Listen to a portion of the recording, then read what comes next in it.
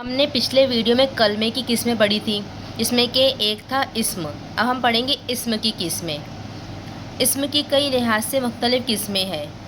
معنوں کے لحاظ سے اسم کی قسمیں۔ معنوں کے لحاظ سے اسم کی دو قسمیں ہیں، اسم معرفہ اور اسم نکرہ۔ اسم معرفہ اس اسم کو کہتے ہیں جو کسی خاص شخص، خاص جگہ یا خاص چیز وغیرہ کا نام ہو، مثلاً شبیر احمد، آسان اردو گرامر، دریائے جہلم، کوہ ہمالیہ، مسجد اقصی وغیرہ۔ علم نکرہ وہ اس اسم کو کہتے ہیں جو کسی عام شخص، عام جگہ یا عام چیز کے نام کو ظاہر کرے، مثلاً لڑکا، قلم، مسجد، مدرسہ، گھر، دریا، پہاڑ، گھڑی، اینک۔ جنس کے لحاظ سے اسم کی قسمیں۔ جنس کے لحاظ سے اسم کی دو قسمیں ہیں، مذکر، مؤنث۔ مذکر نر جنس والے اسم کو مذکر کہتے ہیں، مثلاً مرد، ہاتھی، بکرا، بھائی، مرغا وغیرہ۔ مؤنث مادہ جسم والے اسم کو مؤنث کہتے ہیں، مثلاً عورت، ہتھنی، بکری، بہن وغیرہ۔ گنتی کے لحاظ سے اسم کی قسمیں۔ گنتی کے لحاظ سے اسم کی دو قسمیں ہیں، واحد اور جمع۔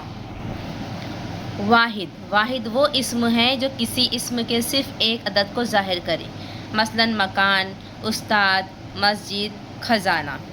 جمع وہ اسم ہے جو کسی اسم کے ایک سے زیادہ تعداد کو ظاہر کرے، مثلاً مکانات، اساتذہ، مساجد، خزائن وغیرہ۔ جمع الجمع اس اسم کو کہتے ہیں جو جمع کا جمع ہو، مثلاً خبر۔ واحد ہے، اس کی جمع اخبار ہے اور اخبار کی جمع اخبارات ہے، اس طرح اخبارات جمع الجمع ہے۔ کچھ اور مثالیں ملاحظہ کیجیے۔ واحد کیا ہے؟ خبر اور دوا۔ جمع کیا ہے؟ اخبار، ادویہ۔ جمع کیا ہے؟ اخبارات، ادویات، ہے نا؟ یہاں پر خبر، اخبار، اخبارات، دوا، ادویہ، ادویات۔ بناوٹ کے لحاظ سے اسم کی قسمیں۔ بناوٹ کے لحاظ سے اسم کی تین قسمیں ہیں، اسم مصدر، اسم مشتق، اسم جامد۔ اسم مصدر وہ اسم ہے جو کسی کام کے نام کو زمانے کے تعلق کے بغیر ظاہر کرے۔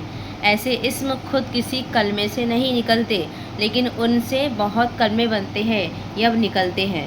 ان اسموں کو آخر میں نا ہوتا ہے، مثلاً پکڑنا، سکڑنا، چبانا، پڑھنا، جانا وغیرہ۔ اسم مشتق وہ اسم ہے جو کسی مصدر سے بنا ہو، مثلاً پکڑنا سے پکڑ، پڑھنا سے پڑھائی، لکھنا سے لکھائی، سکڑنا سے سکڑا ہوا۔ اسم جامد وہ اسم ہے جو نہ کسی کام کا نام ہو، نہ خود کسی کلمے سے نکلا ہو اور نہ ہی اس سے اور کلمے بن سکتے ہو، مثلاً پتھر، سونا، چونا، میز، قلم، مٹی، اینٹ وغیرہ۔ اب یہاں پر کچھ مشق دی گئی ہے، یہ آپ کو اس کی اسکرین شاٹ نکال لو آپ اور اس کو سالو کرو۔